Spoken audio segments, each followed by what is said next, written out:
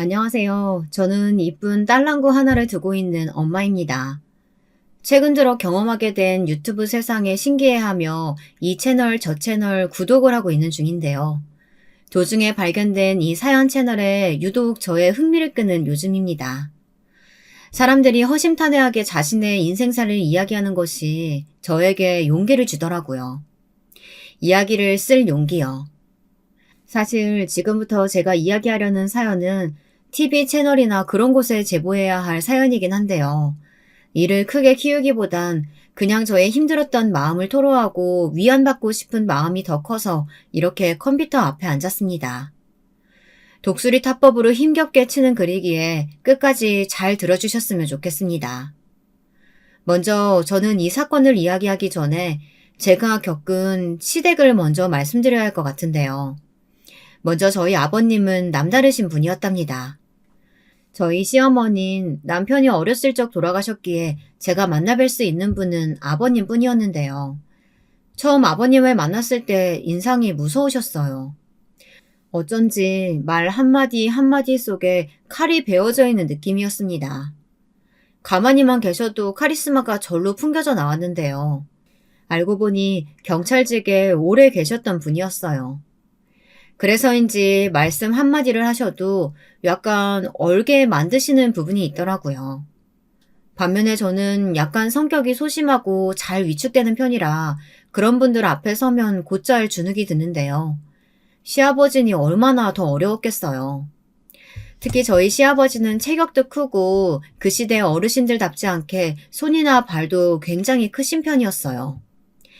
아버님 안녕하세요. 철우 씨한테 이야기 많이 들었습니다. 만나 뵙게 되어서 아니, 영광입니다. 첫 만남은 완전히 망해버렸어요. 얼마나 저를 한심하게 보실까 싶더군요. 도대체 첫 만남에서 말도 더듬고 뭐라고 하고 나왔는지 기억도 잘 안 나요. 그렇게 어버버 하고 있는데 나중에 제 손을 따뜻하게 잡아주시며 그러시더군요. 네가 너무 떨고 있는 거 보니까 내가 장난치거나 하고 싶었는데 분위기가 그런 자리가 또 아닌 것 같아 겨우 참았다.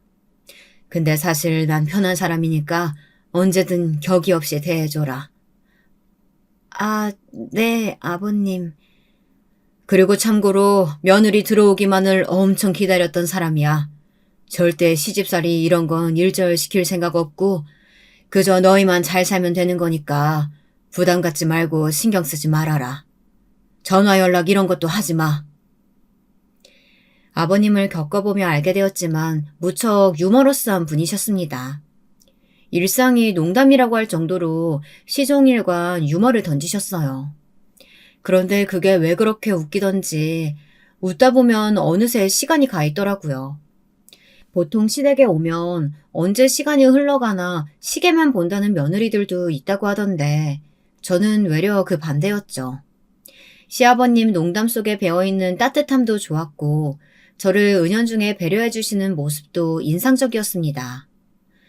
그래서 사람은 겪어봐야 한다는 말이 있나 보다 싶더라고요. 또 저희 시아버지에겐 배울 점이 참 많았어요. 아까 말씀드렸듯 시아버지께서 경찰직에 오래 근무하셨다고 했잖아요. 사실 저는 성격상 그런 직업은 무섭고 피곤해서 절대 하지 못할 것 같은데 시아버님께서 간혹 말씀하시는 경험담을 듣고 있노라면 대단하다는 생각이 절로 들었습니다. 가령 이런 말들이었어요. 듣고 있으면 거의 영화 한 편이었고 전 객석에 앉은 관람인이었습니다. 그때 내가 근무할 당시에 동네에 강도질부터 시작해서 죄질이 엄청 나쁜 놈이 있었는데 잡기가 힘들었어. 경찰망을 요리조리 잘 빠져나갔거든. 근데 어느 날 제보를 받고 그놈을 잡으러 어느 오락실에 갔는데 진짜 그놈이 있는 거야. 가짜 제보들이 많아서 설마 했거든. 잘 걸렸다 싶어서 다가갔는데 이놈이 글쎄 날 보더니 화장실로 막 도망가더라고. 나도 빨리 뒤따라갔지. 그래서요? 근데 갑자기 그놈이 화장실에 들어가더니 가방에서 무기를 꺼내는 거야. 무기요? 식칼을 꺼내드는데 나도 사람이니까 약간은 움찔하게 되더라니까. 근데 다행히 그 화장실 안에 소주병들이 나뒹굴고 있었어. 그게 천운이었지. 옆에 있는 소주병으로 확 머리를 갈겨버렸지. 거의 빛과 같은 속도, 아니, 빛보다 빠른 속도였을 게다. 반사적으로 몸이 움직여버렸으니까. 와, 아버님, 진짜 대단하세요. 무슨 영화 줄거리 듣는 줄 알았어요. 대단하긴. 그나저나, 나를 주인공으로 한 영화는 안 나오려나? 죽기 전에 좀 찍어주지. 무료로 출연해줄 의향도 있는데 말이야. 무료 출연이요? 아, 카메오 같은 걸로요? 그래, 카메오. 특별 출연. 시아버지는 입맛을 다시며 아쉬워하셨습니다. 저도 정의감 투철하시고 직업정신 강하셨던 시아버지를 주인공으로 하는 영화가 나온다면 참 좋겠다 하고 덩달아 생각했어요. 에피소드가 엄청났거든요. 게다가 저희 시아버진 시어머니를 남편 중학생 때 암으로 일찍 보내셨기에 더더욱이나 외롭고 힘드셨을 만도 한데 남편 말에 의하면 한 번도 힘든 내색을 하지 않으셨다고 합니다. 남정네 둘 키우는데 뭐가 힘들 게 있어? 물론 이 녀석들이 말 안 듣고 할 땐 속 많이 썩였지. 근데 뭐 어쩌겠나. 이미 낳아놓은 애들, 나만 바라보고 있는 애들이니 내가 어떻게든 키운 거지. 그래도 지금 생각해보면 얘네들이 다 알아서 자라줬다 싶어. 나는 뭐 공부시킨다거나 열성 부리며 한 게 별로 없거든. 아버님, 그래도 대단하신 거예요. 혼자 몸으로 아이들을 그렇게나 키우셨다니. 저였으면 상상도 못할 일이에요. 그러다 저희가 당시 신혼집을 적적하실 아버님 집 근처로 잡아 만남이 잦아지게 되었는데요. 나중에 아버님께 남편을 키우셨을 때 재미있는 일화들을 듣고 싶어 물은 적이 있었어요. 내심 재미있는 답변을 기대하고 있었죠.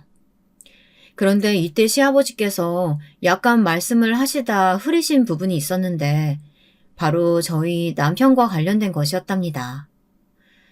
그래, 물론 그 철우는 좀 별난 부분이 있어. 힘들긴 했지. 그래서 더 엄하게 키웠고. 별난 부분이요? 남편은 자기가 되게 모범생 스타일이었다고 하던데. 시아버진 남편과 도련님을 키우시는 걸 말씀하시다 남편을 향해 별난 부분이 있다고 하셨는데 정확히 그걸 말씀해주지 않으셨거든요. 언제나 인자하시고 웃음이 많으신 시아버지께서 그렇게 얼굴이 어두워지시는 건 처음 보는 광경이었답니다. 더군다나 남편의 어린 시절이었으니 웃음 나올 에피소드들이 많을 것 같았는데 기대와는 달랐죠. 그런데 그때 남편의 반응도 이상했어요.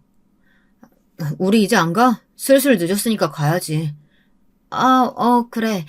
아버님, 저희 차가 막힐 것 같아서 먼저 일어나 볼게요. 이 사람 내일 출근해야 하는데 피곤한가 봐요. 오냐. 그래. 내가 애들을 너무 붙잡았구나.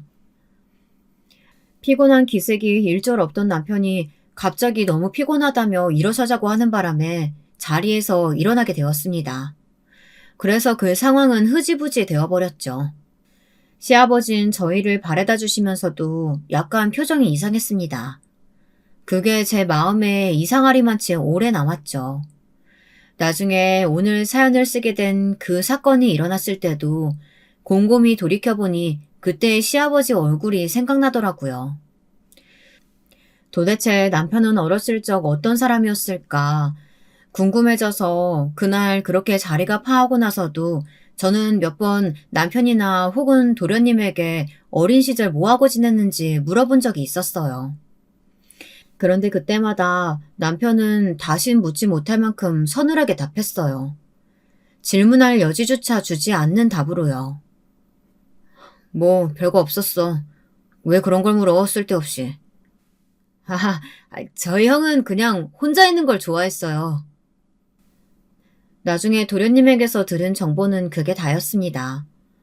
물은 제가 민망해져 다시 저도 묻지 않았고요.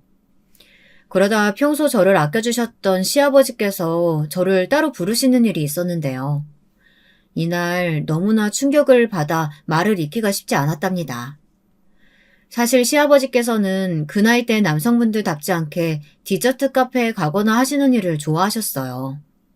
달달한 것을 좋아하셨는데 당뇨도 조심해야 하고 건강도 챙겨야 하니 자주는 못 드시고 일주일에 한 번 저와 카페에 마중 가는 것이 당신의 유일한 낙이셨답니다.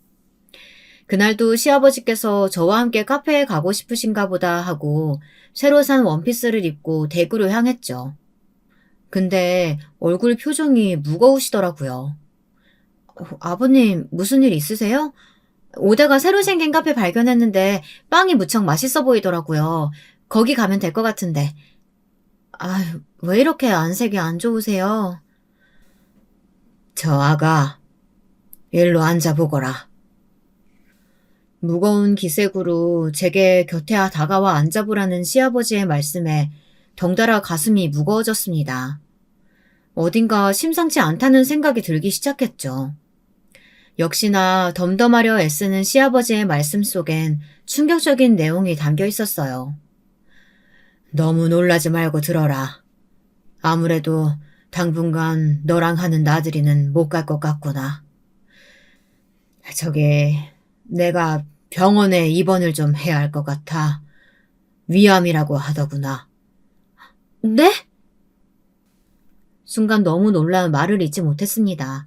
같은 위암이라도 몇 기이고 어느 정도의 상태인지에 따라 호전될 확률이 달라지기에 떨리는 목소리로 물었지만 아버님은 이미 3기의 진단을 받으셨다고 했습니다.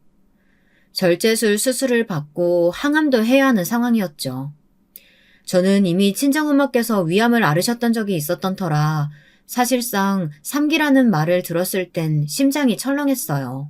친정엄마께선 비교적 조기에 암을 발견하셨고 완쾌 판정을 받으실 수 있었지만 그건 정말 천운이 따르신 거였거든요. 3기의 생존율 자체가 높지 않다라는 걸 아는 저는 그만 눈물이 터져 그 자리에서 오열을 하고 말았습니다. 정작 울고 싶은 사람은 아버님일 텐데도 제가 더 주체할 수 없어 민망스럽고 죄송스러웠습니다. 하지만 감정을 막을 길이 없더군요. 아버님, 죄송해요. 제가 진작에 병원에 데려다 드렸어야 하는데 저희 친정 오빠들이 저 못살게 굴 때도 아버님께서 그렇게 적극적으로 도와주시고 그러셨는데 제가 너무 죄송해요. 아니다, 아가. 네가 죄송할 게 뭐 있니? 나는 지금이라도 발견된 게 다행인 것 같다. 역시 나는 운도 좋고 복도 많은 사람이야. 이렇게 내가 병 걸렸다고 울어주는 너도 있고 하니 겁날 게 없구나. 아가, 너무 걱정하지 말아라. 내가 이과담 어떻게든 이겨내보마. 아버님은 그 와중에도 저를 달래주기 위해 무진 애를 쓰셨습니다. 그리고 역시나 아버님답게 치료에 대한 의지를 보이셨어요. 만약 좌절하고 슬퍼하시면 어떡하나 걱정했는데 당신께서 먼저 그런 모습을 보이지 않았다는 사실이 저에겐 위안이었네요. 그러나 남편에게도 집에 가 이 소식을 전달해야 했는데요. 어떤 반응을 보일지 조금 염려가 되었습니다. 워낙에 무뚝뚝한 성정이지만 자신의 부모가 아프다는 소식에 태어날 사람은 없으니까요. 그런데 제가 굳게 마음을 먹고 힘겹게 입술을 떼었을 때 이어진 남편의 대답은 예상 밖이었어요. 남편이 그날따라 늦게 퇴근한지라 12시까지 자지 않고 기다리다 현관에서 남편 가방을 받아들고 이야기를 하게 된 것이었는데요. 여보 있잖아. 아버님 위암 3기시래. 혹시 당신도 들었어? 아버님이 당신한테 먼저 말했으려나? 나 아까 많이 울었어. 아버님 알다시피 우리한테 정말 잘해주셨잖아. 하나뿐인 며느리라고 나도 많이 아껴주셨는데. 말하면서도 저는 다시 아버님 생각에 눈물이 나려고 하는데 남편은 딱히 반응이 없더라고요. 아, 그렇구나. 근데 아버님 나이가 사실 적지 않으시니 이런 일이 언제나 있을 거라고 난 마음에 준비하고 있었어. 그래도 뭐 위암 사기는 아닌 거니까 치료 받으시면 괜찮아지겠지. 어? 여보, 괜찮은 거야, 당신? 뭐가? 아니, 그냥 너무 아무렇지 않아 보여서. 남편의 반응은 덤덤 그 자체였어요. 그땐 슬픔을 숨기려고 하는 줄만 알았습니다. 그 정도로 지나치게 덤덤해서 마치 감정을 못 느끼는 사람 같았거든요. 여기서 남편에 대한 설명을 덧붙이자면요. 남편은 저와 결혼하기 전, 그러니까 연애를 하면서부터 성격이 굉장히 차분하고 침착한 사람이었습니다.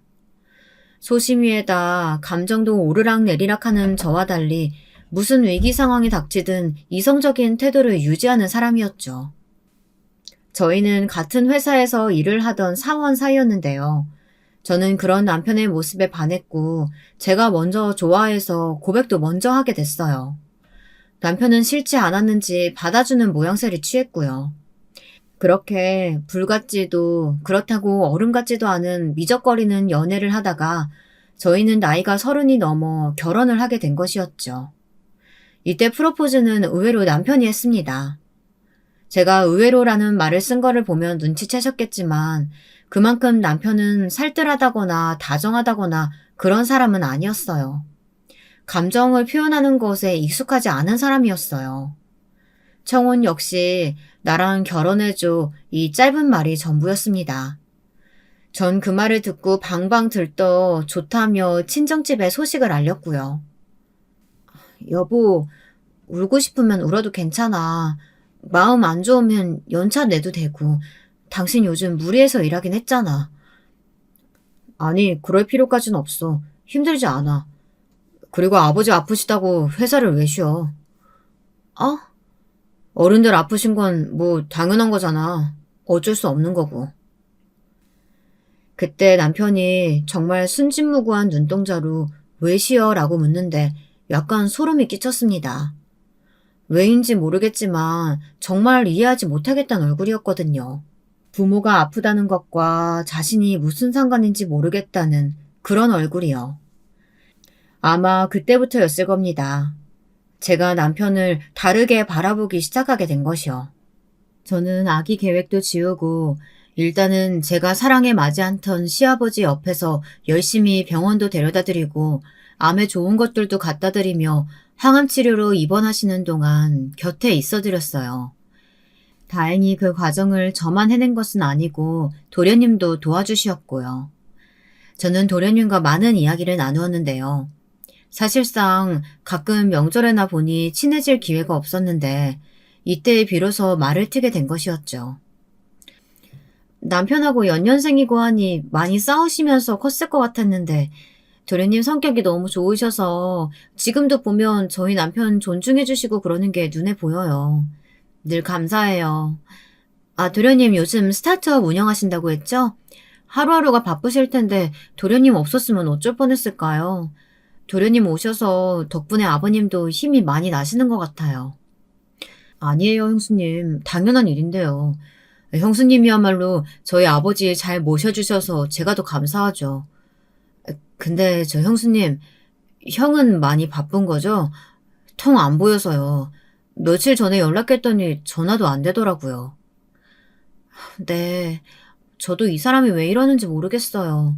형식상 왔다 갔다 하는 건 하고 있는데 어쩐지 관심이 다른 데 있는 것 같아요.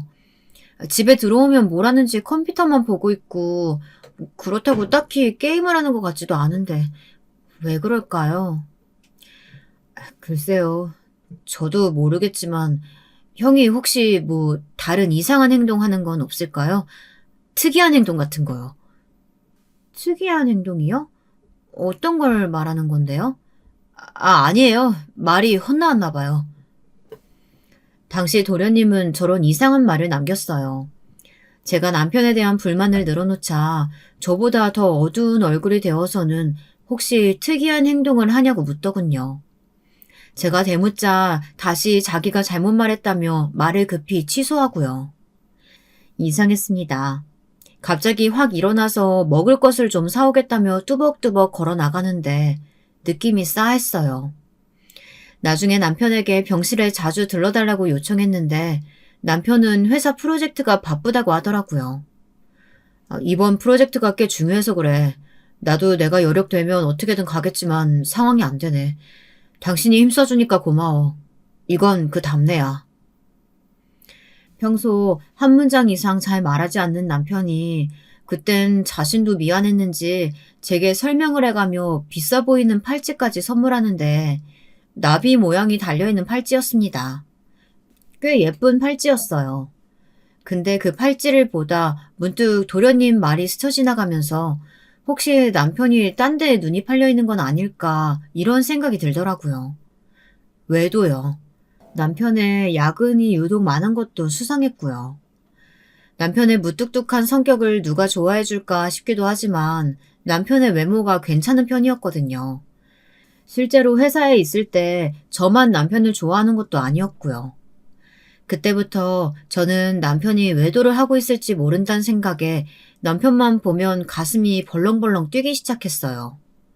더 이상 안 되겠다 싶어 이걸 친구한테 말했을 땐 난리가 났고요. 뭐? 바람? 그럼 당장 뒤를 파보든가 해야지. 너 뭐 본 거라도 있는 거야? 얼른 미행해보고 증거 잡을 수 있는 거 있으면 다 잡아. 내가 이혼으로 고생하는 친구들 한두 명 보니? 지금 증거 안 잡아놓으면 나중에 눈치채서 내빼버릴 수도 있다고. 그럼 위자료도 한 푼 못 받고 끝나는 거야. 알았어. 당장 알아볼게. 순간 친구의 말을 듣고는 정신이 확 깨이더군요. 이때껏 걱정만 하고 있었던 스스로가 창피했죠. 저는 당장에 남편 블랙박스부터 내비게이션 기록, 핸드폰 채팅창 내용까지 뒤지기 시작했습니다. 그런데 여기서 이상했던 것이 너무나 깨끗했다는 것이었어요. 남편이 깔끔한 걸 좋아하는 성격이긴 했지만 마치 일부러 지웠다는 듯 채팅창도 업무 내용 빼고는 다 지워져 있었죠. 굳이 왜 지웠을까? 내가 뭔가 눈치챘다는 걸 들킨 걸까? 찾으면 찾을수록 의심이 초조함으로 변해갔습니다. 그러던 어느 날 사건이 터졌어요. 밤늦게 퇴근한 남편이 저한테 소주를 한 잔 하자고 하더라고요. 이런 일이 별로 없는데 그날따라 뭔가 진지한 표정이길래 덜컥 겁이 났죠. 당신 혹시 내 핸드폰 봤어? 어? 순간 말문이 막혀버렸습니다. 남편은 그런 제게 자기가 그런 프라이버시 중요하게 여기는 거 모르냐며 다다다 쏘아대더군요. 제 행동이 선을 넘었다는 거죠. 저도 부부 사이에 있어 신뢰에 어긋나는 행동 하고 싶지 않았습니다. 근데 의심이 되는 걸 어떻게 하나요? 일단은 미안하다는 말을 꺼내며 어쩔 수 없이 진실을 밝히게 되었어요. 그게 당신이 바람을 피우는 것 같아서 미안해. 나도 친구 말에 너무 홀랑 넘어간 것 같아. 알잖아, 나 귀 얇은 거. 미안해. 뭐? 내가 바람을 피웠다고? 남편의 얼굴이 황당함으로 변해갔습니다. 어떻게 바람을 생각할 수 있는 건지 그걸 이해할 수 없다고 하더라고요. 사실 그도 그럴 것이 남편이 뭐 여자 향수나 립스틱을 묻혀온다거나 그런 일은 없었거든요. 그저 친구 말에 제가 쉽게 넘어가 버린 거죠. 남편이 자기는 바람핀 적이 없다며 대놓고 핸드폰 내용, 메일 내용 전부를 보여주더군요. 확인을 마치자마자 저도 스스로가 바보같이 느껴져 말을 잇지 못하고 입술만 잘근잘근 뜯었습니다. 역시 남편은 더 화가 났는지 목소리가 커졌어요. 당신 어이없다. 어떻게 배우자의 바람을 그렇게 쉽게 의심해? 부부인데 이건 아니지. 신뢰를 무너뜨리고 싶어? 미안해, 여보. 나도 내가 이렇게 의심이 많은 성격인 줄 몰랐어. 미안해, 정말. 다신 이런 행동 하지 마. 아주 바보 같으니까. 다음부턴 절대 이런 일 그냥 넘어가지 않을 거야. 근데 여보, 근데 원래 자기 기록 같은 거 잘 지워? 원래 그랬잖아. 왜, 그것도 의심돼? 휴지통까지 보여줘? 아니야. 아니야. 다신 함부로 뒤지지 않을게. 미안해, 정말.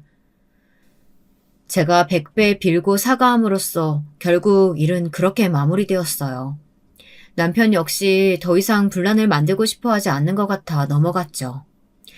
지금 생각해보면 제가 이때 더 공격적으로 적극적으로 나서 남편의 뒤를 팠다면 차라리 업체에 맡겼다면 어떻게 되었을지 아마 많은 것이 바뀌었을 것 같다는 생각이 듭니다. 그 사이 아버님은 힘겹게 인생의 고비를 지나고 계셨어요. 남편에 대한 의심이 종결되고 다시 아버님에게 관심을 돌릴 수가 있었는데요. 가슴 아프게도 아버님은 항암의 부작용을 크게 겪으셨어요. 아마 여기서 항암 치료를 한 번이라도 받아보신 분이라면 아시겠지만 몸 안에 나쁜 암세포만을 죽이는 것이 아니기 때문에 살도 많이 빠지고 입맛도 잃어버리시고 거기다 설사도 심하셨습니다. 아가, 너에게 미안하다. 네가 애써주는데 참 내가 이걸 이겨내지 못하고. 아니에요, 아버님. 약한 소리 마세요. 저 하나도 힘들지 않아요. 얼른 나와서 우리 꽃구경도 가고 단풍 구경도 가고 해요. 그때마다 전 일부러 쾌활한 목소리를 내어 아버님이 좋아하시는 꽃 한 송이를 침대 옆에 놓아두곤 했죠. 다행히 아버님은 항암을 받으시는 동안 많이 힘겨워하시긴 했지만 그래도 잘 극복해 나가고 계셨어요.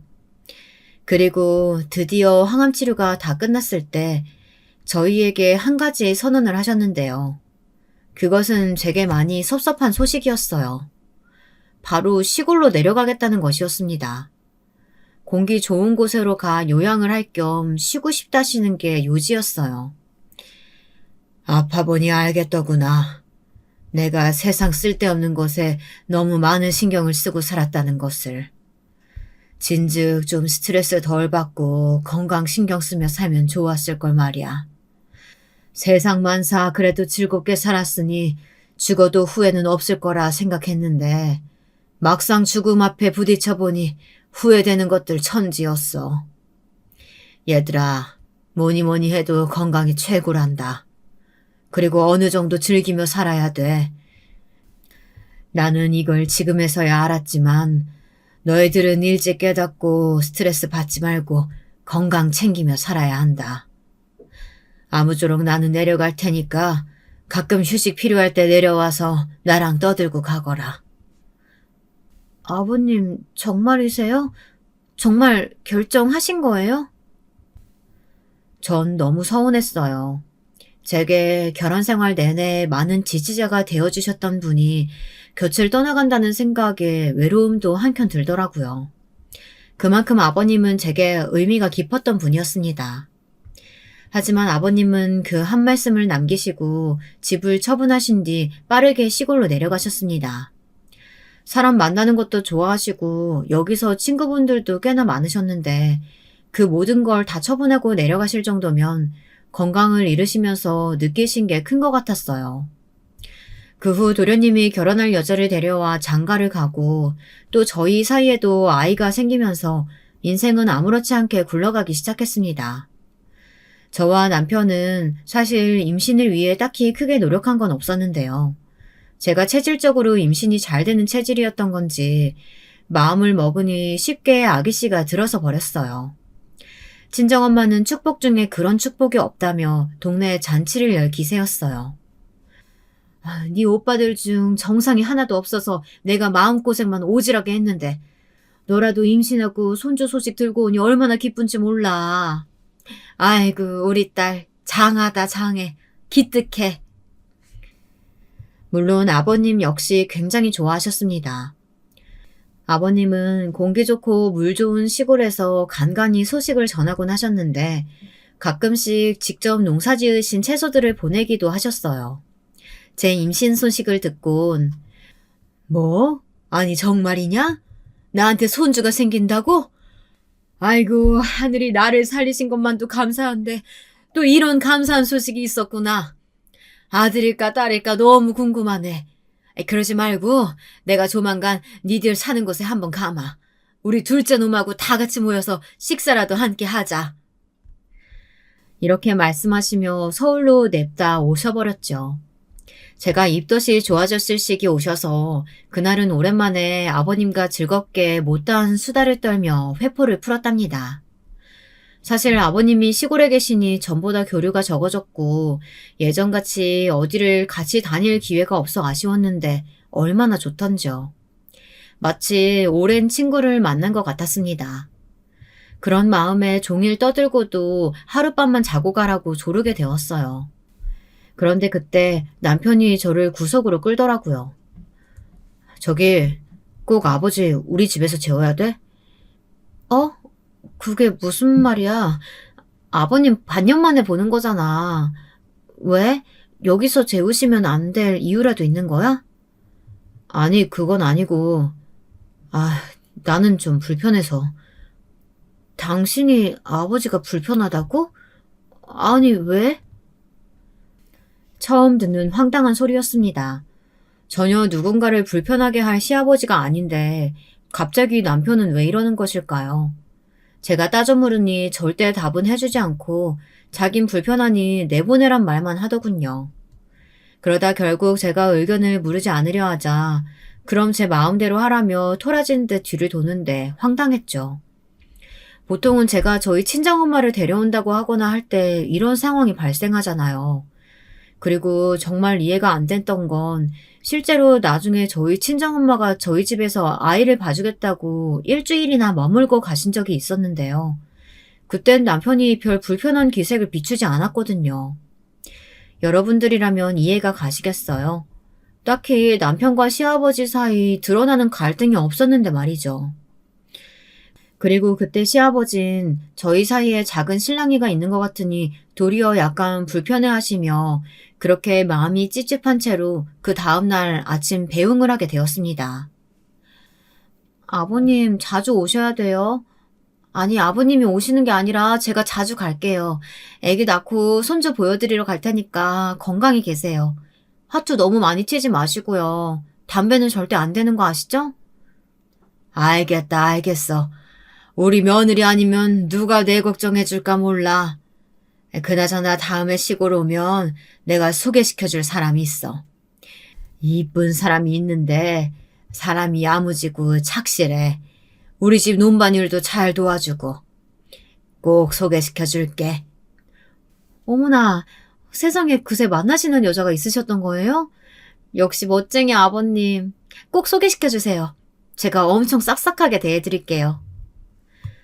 몰랐는데 아버님께서는 만나시는 여자가 있는 모양이었습니다. 실로 어머님을 보내시고 몇십 년 만에 하는 연애이실 텐데 수줍어하고 떨려하실 모습이 눈에 그려져 얼른 그 모습을 보고 싶었죠. 후에도 전화할 때마다 가끔 그 정자라는 아주머니에 대해 제게 말해주시곤 했는데 그 고민 상담들이 참 귀엽게 느껴졌어요. 정자 씨가 나를 좋아하는 게 맞는지 아닌지 가끔은 헷갈린단 말이야. 아니 저번엔 이장님 밭에 가서 일을 도와주는데 그걸 보면 나한테 마음이 없는 것 같기도 하고 어제는 갑자기 나 먹으라고 고구마를 한 소쿠리 쳐서 갖다 주는데 마음에 있는 것 같기도 하고 에이 나도 모르겠어. 이런 말들이 새삼 귀엽게 느껴져 혼자 조용히 속으로 웃곤 했어요. 그래도 아버님이라면 당연히 그 여자분이 아버님을 좋아하실 거라고 확신하고 있었답니다. 근데 그 확신이 현실이 되어 정말로 이렇게나 빨리 진도가 나가버릴지 모르고 있었죠. 아버님께서 제가 소중한 딸을 안고 시골에 내려간 날 그 정자 아주머니와 함께 나란히 앉아 웃고 계시는 겁니다. 정자 아주머니는 수줍은 얼굴로 아버님 손을 잡고 계셨고요. 저는 어머 하며 연신 탄성을 내질렀어요. 아이고 별소리를 다 하네. 얼른들 들어와라. 정자 씨가 우리 며느리랑 아들들 온다고 하니까 귀한 밥상 마련해놨어. 얼른 와서 들어라. 차린 건 없지만 한번 맛보셔요. 이거 수정가도 직접 담갔어요. 먹어봐요. 아버님의 짝으로 정자 아주머니는 아주 괜찮으신 분 같았습니다. 햇볕에 살갗이 많이 타셨지만 그럼에도 이목구비가 오똑하셔서 예쁘장하셨고 말씨도 고우신 게 심성도 고와 보이셨어요. 무엇보다 아버님을 향한 애정어린 눈길, 꿀이 뚝뚝 흐리는 눈길, 그것을 보고야 말았죠. 병을 깊게 앓으셨던 아버님이셨으니 그 누구보다 행복하시길 바라고 있었는데 드디어 이제서야 진정한 행복을 찾으신 것 같아 마음이 기뻤습니다.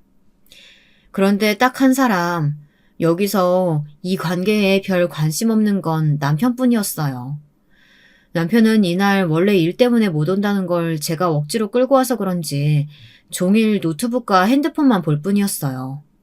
식사 자리에서도 모두가 정자 아주머니에게 질문하고 화기애애하게 웃고 떠들기 바쁜데 혼자만 겉돌고 있더라고요.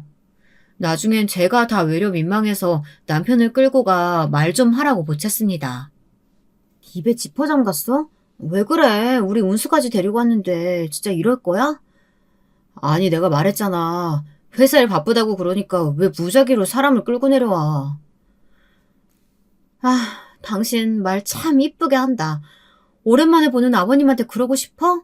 아버님이 행복한 게 싫어? 그게 나랑 뭔 상관인데. 그리고 남편은 아무 대꾸하지 않았습니다. 말수가 별로 없다고만 생각했던 남편이었는데 그것을 넘어서 차갑고 정이 없는 그런 사람으로 생각되더라고요. 남편은 당시에 사업을 시작했는데 바쁘단 핑계로 아이 교육에도 뭐에도 별로 관심이 없었어요. 여기에 불이 붙듯 한 가지 사건이 더 일어나게 되었습니다. 남편이 얼마나 동정심이 없고 공감이라는 능력 자체가 없는 사람인지 알게 된 사건 말입니다. 어느 날 딸아이와 남편과 함께 오랜만에 주말 외식을 즐기고와 TV를 보고 앉아있는데 갑자기 남편이 그러더라고요. 그때 보고 있던 영상이 동물들을 고속도로에서 버리고 나쁘게 대하는 사람들에 대한 영상이었는데 그걸 보고 딸아이가 눈을 가리며 무섭다고 울먹거리길래 제가 눈을 대신 가려주었어요. 근데 남편이 이렇게 중얼거리는 겁니다. 저게 뭐가 슬프다는 거야. 요즘 방송들 참 가식적이야. 동물이 사람이랑 같아. 남편은 그러고선 이해할 수 없단 표정으로 절 빤히 쳐다보더라고요. 순간 내 남편에겐 양심의 가책이랄까 그런 게 없는 건가 그런 생각이 스치는데 저도 모르게 핸드폰에 소시오패스란 단어를 치고 말았습니다. 거기에 적힌 특징들을 보는데 교묘하게 남편과 맞아떨어지는 것들이 보였습니다. 남편은 목표를 이루기 위해 수단과 방법을 가리지 않았고 윤리적인 선이 가끔은 불분명하기도 했습니다. 예를 들어 버려진 동물이나 아기가 나오는 다큐멘터리를 봐도 별다른 감흥을 느끼지 못했고 저희 아이가 힘겹게 리어카 끄시는 할아버지를 보고 도와주려고 하면 신경 쓰지 말고 내버려둬 라며 도리어 아이를 막았어요. 여보, 왜 그래? 뭐가? 아니, 애가 도와주려고 할 수도 있지 뭘 그런 거 구태여 맞기까지 해. 당신 오지랖 지나치단 생각 안 들어? 저런 노인 도와줘봤자 뭐해. 저런 사람들은 세상에 있어도 없어도 그만인 사람들이야. 그리고 한 번 도와주면 거지처럼 계속 구걸한다고. 정이 뚝 떨어졌습니다. 말을 섞고 싶지가 않더라고요. 그래서 남편과는 더 냉전적인 관계가 이어졌습니다. 나중에 저희 아이가 아토피가 너무 심해 잠시 공기 좋은 지역으로 내려가게 되었는데요. 그 몇 년간은 남편과 별로 말도 섞지 않았어요. 다행히 그 동네에 친정엄마가 계셔서 엄마가 많이 도와주셨죠. 김서방이랑은 여전히 사이 안 좋아? 근데 내가 보기에도 좀 그렇긴 하더라. 장모를 봐도 사람이 늘 차갑고 되면 아니 몇 년을 알았으면 정이 쌓이고도 남을 시긴데 말이야. 난 너무 김서방이 어려워. 그나저나 우리 딸 고생하네. 안쓰러워 죽겠다. 아니야, 엄마 괜찮아. 엄마의 위로를 받고 나면 그제야 조금 마음이 안정되는 기분이었습니다. 아이도 친정엄마와 함께 있으니 정서가 안정되었는지 학교 생활에도 잘 적응하고 좋아했어요. 다만 한 가지 이상한 일이 일어나기 시작했는데요. 저희 집 뒤편에서 밤마다 한 번씩 이상한 소리가 들리는 것이었습니다. 집 뒤편엔 창고가 하나 있었고 그 창고 뒤편이 산속이라 처음엔 동물들 소리를 잘못 들은 거겠지 싶었습니다. 창고는 남편이 생활용품이나 이런 것들을 보관하는 곳이었거든요. 근데 그러던 어느 날엔 딸아이가 저를 붙잡고 자꾸 집 뒤쪽에 창고로 가보자고 하는 겁니다. 창고는 왜?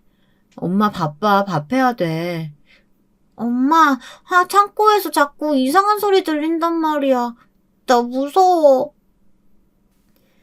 저는 그때 귀신을 무서워하는 딸아이가 괜한 소리를 하는 거라고 흘려넘겼어요. 근데 딸아이가 그 말을 한 것이 마음에 남았는지 저도 한 번씩 귀를 기울이다 보면 정말 창고 근처에서 부스럭부스럭 하는 소리도 들리고 뭐라 말로 형용할 수 없는 소리가 들리는 것 같았죠. 그 앞에 있다 보면 괜히 소름이 오서서 돋았죠. 근데 제가 어느 날 아침 창고 앞에 한참 서 있으니 남편이 큰 목소리로 저를 부르더군요. 목소리가 너무 커서 순간 놀라 들고 있던 핸드폰까지 떨굴 뻔했습니다. 당신 뭐 하는 거야? 왜 여기 있어? 어? 나 그냥... 당신 음식 준비 안 해? 나 얼른 먹고 출근해야 한다고. 아, 어... 남편은 유난스럽게 짜증스러워하며 화를 내더라고요.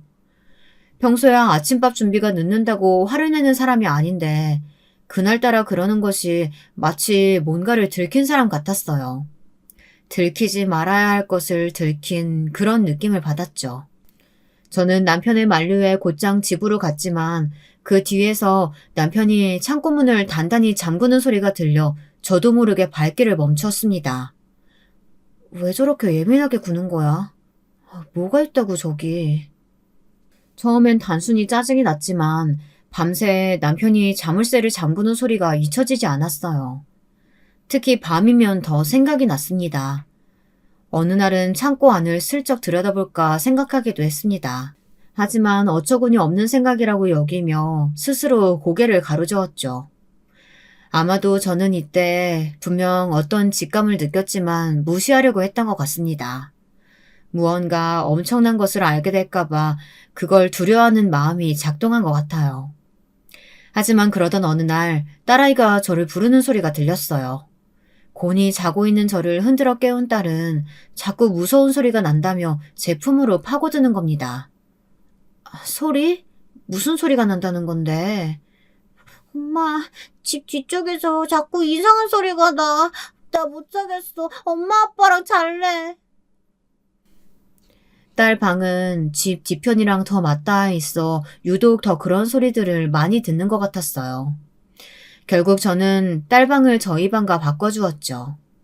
그리고 어느 날은 제가 직접 확인을 해보기 위해 용기를 내보려고 했는데 거기에 신경 쓸 새도 없이 마음이 힘든 일이 일어났습니다.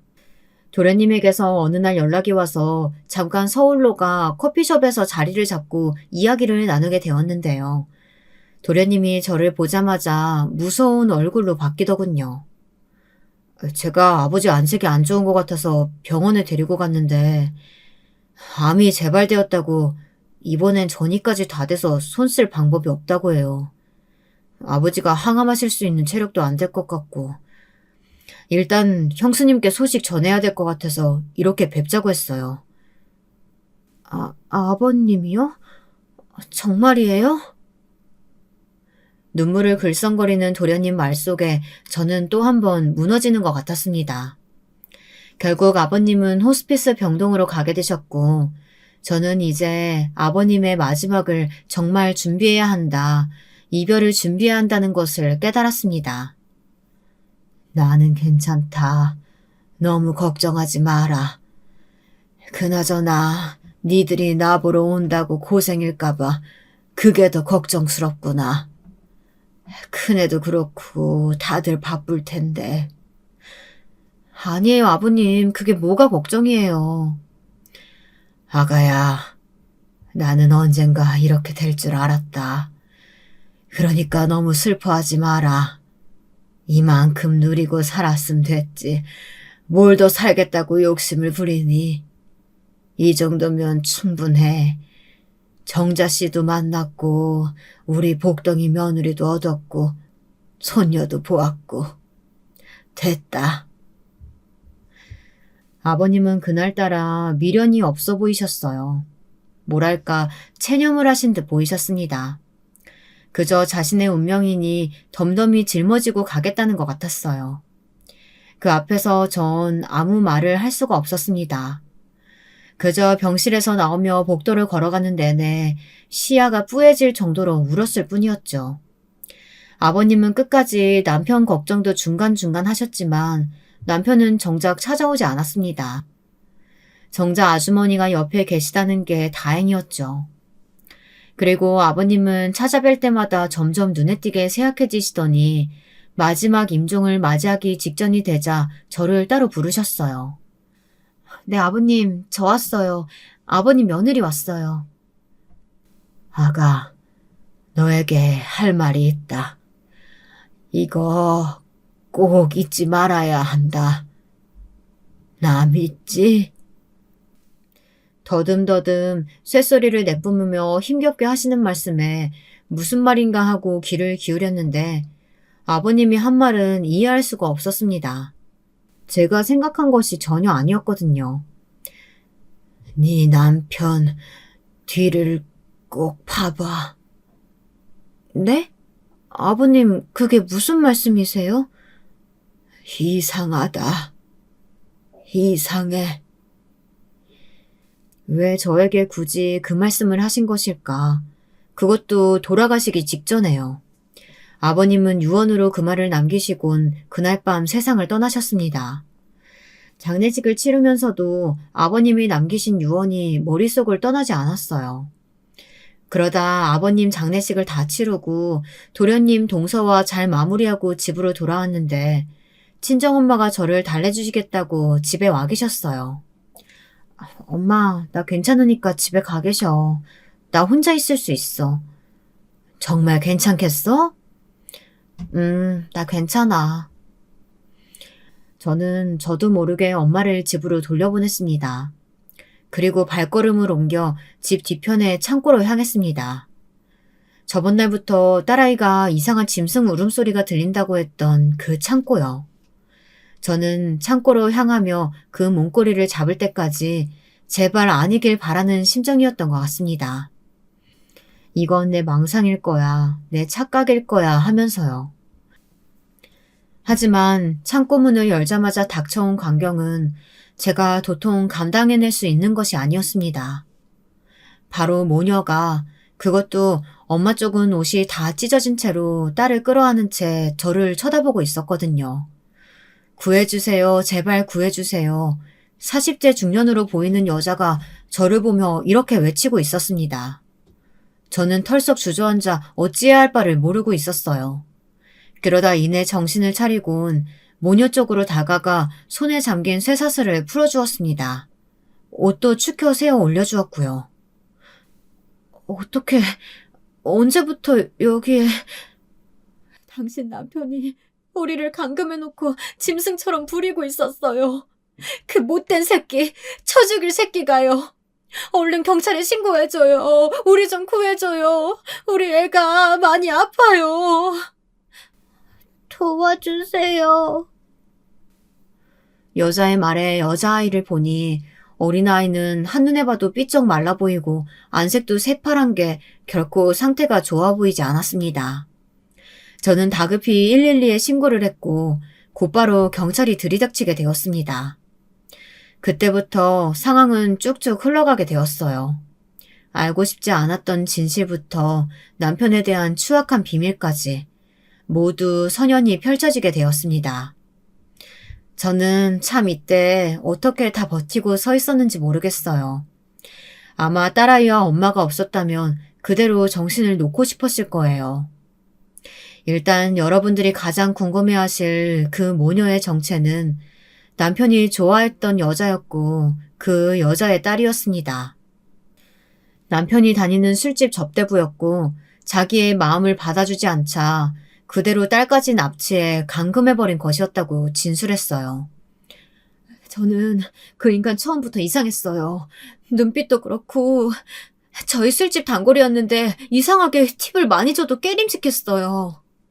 여자는 제 남편이 이상한 사람이라는 것을 눈치채고 자기에게 해가 될 것 같아 일부러 만남을 갖지 않으려고 했답니다. 남편은 몇 번이나 같이 살자고 했다고 하는데요. 두 집 살림을 하자고요. 그런데 그 여자의 거부가 남편으로 하여금 더 추악한 행동을 하게 만든 것이었죠. 지금도 저는 아직도 잊지 못합니다. 창고 뒤편에서 딸아이가 들은 짐승 소리, 그리고 저도 은연중 악몽처럼 들었던 울음소리. 그것이 실제 사람이 낸 소리라는 걸 생각하면 너무도 소름 끼칩니다. 어떻게 인간의 탈을 쓰고 그럴 수 있었을까요? 더군다나 남편의 진술은 더 가관이었습니다. 죽이려고 했어요. 말을 하도 안 들었으니까. 죽어도 싸잖아요. 어차피 술집에서 일하는 앤데. 안 그래요? 만약 제가 정시의 모녀를 발견하지 못했다면 남편은 죽일 계획이었습니다. 다행히 시아버지의 유언으로 제가 발견해 그들은 살아나갈 수 있었던 거였죠. 그나저나 저희 시아버지가 어떻게 남편의 이런 짓을 눈치채실 수 있었는지 저는 그것이 미지수로 남아있었는데요. 도련님의 말을 통해 조금이나마 유추해 볼 수 있었습니다. 사실 저랑 아버지가 형수님에게 말하지 못했던 것이 있어요. 저희 형이 예전에 어렸을 때 자기가 좋아하는 여자애를 저희 집에 가다 뒀던 적이 있었어요. 저와 아버지가 둘이 낚시를 갔을 때요. 돌아와 보니까 어떤 여학생이 형 방에서 울면서 살려달라고 하더라고요. 그때 학교가 발칵 뒤집혔어요. 형이 아직 초등학생이고 해서 따로 처벌을 받지는 않았지만 형은 학교에서 쫓겨나고 저흰 그 뒤로부터, 아니 특히 아버지가 형을 예의주시하고 있었어요. 아버진 형을 엄격하게 대하셨고요. 그런 행동은 절대 안 된다고 일러주셨어요. 그래서 저도 형이 이제 그러지 않겠거니 생각하고 있었고요. 아마 아버지는 형이 아버지를 잘 만나려고 하지 않았을 때부터 형이 위험한 행동을 하고 있다는 걸 눈치챘을 거예요. 충격적이게도 남편은 이미 어린 시절 비슷한 범행을 저지른 적이 있었습니다. 제가 남편에게 느꼈던 비인간적인 감정들은 너무나 정확한 직감이었던 거였죠. 그리고 시아버지께서 딱히 어떤 부분을 보셨을지는 모르겠지만 어찌됐든 시아버지의 말이 아니었다면 모녀가 살아나가지 못했을 테니 지금으로선 그나마 다행이란 생각이 듭니다. 남편은 현재 교도소에 있습니다. 이 일이 끝나고 저는 남편과 완전히 남남이 되어 딸아이와 잠깐 외국에 가서 살다가 다시 한국에 들어와 지내고 있는데요. 한국에 들어오니 더더욱 전 남편 생각이 나기도 하고 그때 일이 생각납니다. 이제 전 남편이 된 그 인간, 그 추악한 인간과 살을 맞부딪히며 살았다는 사실만으로도 너무 끔찍한 기분에 사로잡히곤 합니다. 한동안 정신과 치료를 오랫도록 받아야 할 만큼 저 역시 내상이 컸는데요. 그래도 지금 딸과 이렇게 평범한 생활을 해갈 수 있음에 감사하려고 합니다. 아마 이 이야기 들으시고 충격받으신 분들도 많으실 텐데요. 잘 극복할 수 있도록 따뜻한 댓글 많이 부탁드립니다. 지금까지 이야기 들어주셔서 감사하고 여러분 항상 건강하세요.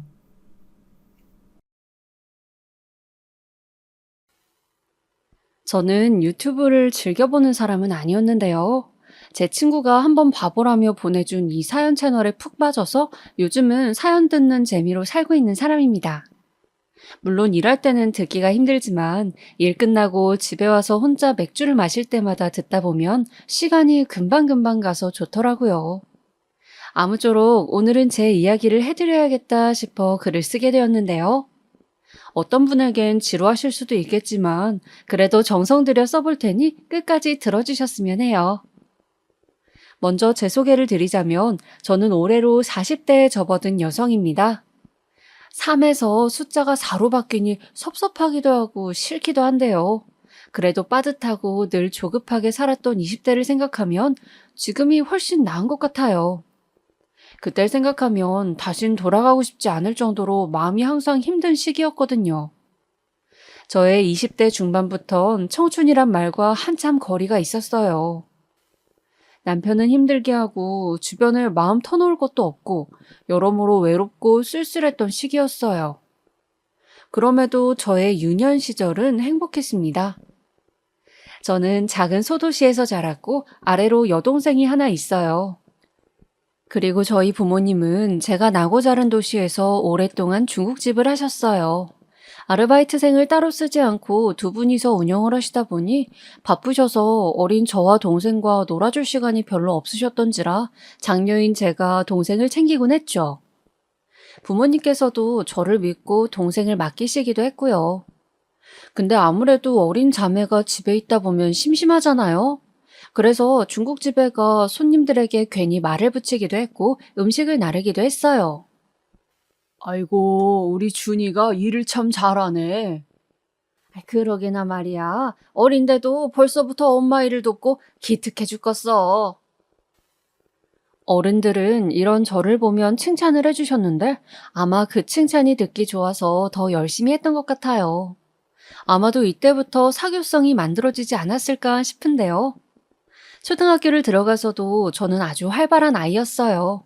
조용히 있기보단 밖에서 땀 흘리며 뛰어놀길 좋아했고 낯도 가리지 않아서 남자애들과 곧잘 어울려 놀곤 했어요. 어쨌든 이런 행복한 학창 시절을 보내다 고등학교에 올라가게 되었는데요. 그때부터는 사정이 좀 달라졌어요. 공부라는 압박이 들어왔으니까요. 저의 가장 친한 친구 중에 공부를 조금 잘하는 친구가 있었는데요. 이 친구가 고등학교에 올라가더니 갑자기 거의 책상에 붙어 있다시피 공부만 하는 거예요. 저러다 병나면 어쩌나 싶을 정도로요. 근데 친구가 그렇게 공부를 하니 저도 따라앉게 되더라고요. 친구랑 놀고는 싶은데 공부가 끝나야 놀 수 있다 하니 저도 어쩔 수 없이 앉았고 앉았으니 할 게 없어서 교과서를 보게 됐죠. 왜 친구 따라 강남 간다는 말이 있잖아요. 제가 딱 그 말처럼 친구 따라 공부하다가 대학까지 가고 말았습니다. 솔직히 제 성적으로 대학 가는 건 돈 낭비이고 사치였거든요. 고등학교에 들어왔을 때만 해도 저는 반에서 거의 뒷자리 등수였으니까요.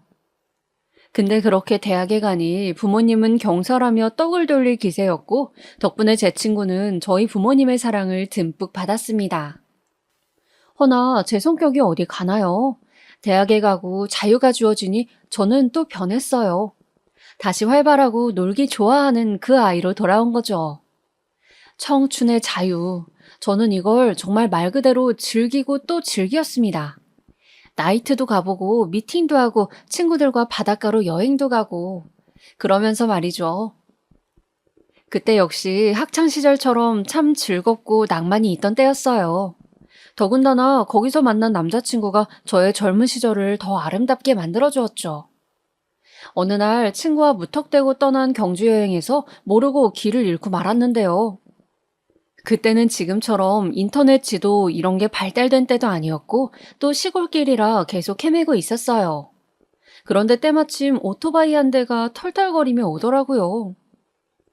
어디 가세요? 네? 저희 그냥 길을 잃어서. 솔직히 처음엔 무서웠습니다. 낯선 남자가 갑자기 오토바이 타고 와서 어디 가냐 묻는데 나쁜 생각이 안 들면 이상한 거죠. 근데 그 남자가 어떤 집을 가리키더니 저기가 민박집이라며 숙박을 할 수 있다는 거예요. 어차피 밤도 깊었겠다. 갈 데가 없었기 때문에 저희는 곧바로 남자를 지나쳐 민박집으로 뛰어갔고 다행히 인상 좋은 아주머니께서 저희를 맞이해 주셨어요. 아이고 처녀들 왜 이렇게 뛰어왔어? 땀이 흠뻑 젖었네. 어여 들어와요. 시원한 식혜 한 잔 내어줄 테니까. 너무 감사하게도 아주머니는 그날 땀에 온통 젖은 저희를 반갑게 맞이해 주시고 덤으로 시원한 식혜와 맛있는 불고기 밥상까지 차려주셨어요. 얼마나 감사했던지 먹는 내내 수저질이 멈추지 않았는데 그런데 그때 어떤 청년이 들어왔어요. 저와 친구 둘 다 깜짝 놀라고 말았어요. 아까 저희에게 민박집을 알려주던 그 청년이었거든요. 어? 잘 찾아오셨네요. 여기 누구세요? 쟤는 내 아들이야. 인사해라, 민호야. 알고 보니 그 청년은 민박집 아주머니의 아들이었습니다. 아들이 한마디로 영업을 잘했던 거죠. 근데 불빛에서 보니 그 청년 꽤나 잘생겼더군요. 아깐 컴컴한 곳에서 말을 걸어 무섭기만 했는데 다시 보니 이목구비도 뚜렷하고 특히 눈매가 깊어 분위기 있어 보이는 타입이었어요. 저는 그 청년의 얼굴에 빠져 잠시 헤어나오지 못하고 있다가 이제 자러 가야 한다는 민박집 아주머니의 말에 정신을 차렸고 아쉬운 마음을 뒤로 한 채 방으로 들어갔어요. 그런데 침대에 누워서도 그 청년 얼굴이 잊히지가 않아 아른거리더라고요. 이대로 헤어져야 한다는 사실이 아쉽게도 느껴지고요. 그렇게 잠을 뒤척이고 있을 때 목이 말라 부엌으로 나왔는데 마침 청년이 책을 보고 있더라고요. 잠이 안 오셨나 봐요. 아, 네. 같이 여기 와서 차라도 마시며 이야기 나누실래요? 그 청년이 말을 걸자 얼굴이 잘 익은 사과처럼 새빨개졌습니다. 제가 생각해도 너무 촌스러웠죠. 근데 어색함이 언제 있었냐 싶을 정도로 저희는 그날 그 테이블 위에서 여러 이야기를 나누었습니다. 어디에 사는지, 어떻게 살아왔는지, 앞으로 뭐 하면서 살지. 처음 만난 사람이었지만 이상하게 입이 저절로 고삐가 풀린 것처럼 말이 다다다 튀어나왔고 그 사람 역시 제가 편했는지 그랬어요. 왜 어차피 안 볼 사이면 더 말하기 편할 때가 있잖아요. 그런 느낌이었죠. 우리는 시골의 밤 풍경을 별빛 삼아 낭만이 흐르는 가운데 서로를 그렇게 조심스레 탐색해 갔어요. 준희 씨는 대학 졸업하면 뭐 하고 싶어요? 모르겠어요. 디자인과를 졸업하긴 했는데 사실 디자인이 정말 하고 싶은진 모르겠고 그래도 뭐 일단 이쪽 과를 나왔으니 전공 살려서 취직해야겠죠? 할 게 딱히 없으니까. 솔직히 요즘은 어릴 때가 그리워요. 아무 생각 없이 놀고 먹고 그때가 재밌었는데. 나이 먹으니 고민만 많아지는 것 같아요. 제가 준희 씨를 잘 모르지만 뭐든 잘할 사람 같아요. 그러니 너무 고민하지 말고 한번 해봐요. 하고 싶은 게 뭐든. 그때 그 사람이 던진 그 한마디는 제 삶에 큰 파장을 불러일으켰습니다. 다름 아닌 웨딩 플래너라는 제 평생의 직업을 선택하게 했으니까요. 그리고 저희는 밤이 새워가도록 이야기를 나누다가 토막잠을 잔 후 언젠가 다시 만날 걸 약속하며 헤어졌습니다. 그래도 만날 사람은 만난다 하죠. 운명처럼 저는 그 사람을 다시 만나게 되었습니다. 어디서냐고요? 바로 제가 졸업을 앞두고 있을 때쯤 저희 대학교 교정에서 말이죠. 대학교 교정에서 그 사람이 저를 보고 아는 체 하는 순간 숨이 멎는 것 같았습니다. 이런 게 운명인가 하는 생각이 들면서 마음이 몽글몽글해졌어요. 와, 이런 우연도 다 있네요. 준희 씨를 여기서 다시 만날지 몰랐어요. 그러니까요. 바쁘지 않으면 이렇게 만난 것도 인연이니 끝나고 맥주 한잔 할래요? 그리고 저와 그 사람은 그날 밤 내내 맥주를 마시며 지난날 나누었던 대화를 이어나갔습니다. 그 사람은 당시 일을 하며 돈을 벌다가 저희 학교 건축과 교수님이 유명하신 분이었는데 그분 강의를 듣곤 문득 건축이 하고 싶어 우리 학교 건축과를 지원했다 했어요. 와, 실행력이 대단한데요? 그래서 그렇게 시험 쳐서 바로 들어온 거예요? 근데 그러네요. 이 나이에 신입생이라니. 뭐 어때요? 원하던 거 배우게 됐으니 너무 잘 됐네요. 진짜 축하해요. 준희 씨는요? 준희 씨는 하고 싶은 거 찾았어요? 제 이야기 기억하고 계셨네요. 네, 저 찾았어요. 웨딩 플래너요. 우연히 결혼 박람회 갔다가 관심 갖게 되었어요. 와, 웨딩 플래너요? 준희 씨랑 왠지 잘 어울리는데요? 저는 그 이야기에 당시 웨딩 플래너를 준비하고 있다는 얘기를 해주었고 그 사람은 자기 일처럼 축하해 주었어요. 저희는 이미 서로 알고 있었던 것 같아요. 서로에게 은근한 호감이 있다는 것을요. 맥주를 한 잔 마시다 그 사람 얼굴을 한번 쳐다보고 마시다 또 쳐다보고 그런 만남 끝에 제가 먼저 테이블 밑에서 그 사람의 손을 잡으며 저희는 공식적인 연인이 되었죠.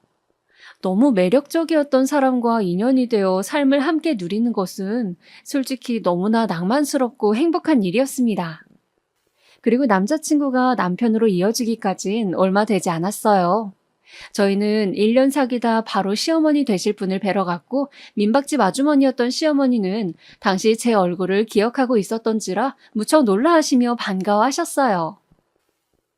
아유, 우리가 이런 인연일 줄이야. 상상도 못했네. 어서 들어와요. 시어머니도 시아버지도 모두 좋은 분들이시고 하니 얼른 결혼 생활을 시작하고 싶은 마음이 컸어요. 하지만 제 생각과 달리 부모님은 걱정이 많으셨어요. 결혼이 이르다고 생각하셨거든요. 아, 너 이제 직장 들어갔잖아. 조금 있다 해도 늦지 않을 텐데 꼭 지금이어야 하니? 그 사람이 그렇게 좋아? 아직 대학생이라며. 그럼 돈 모아놓은 것도 없겠구만.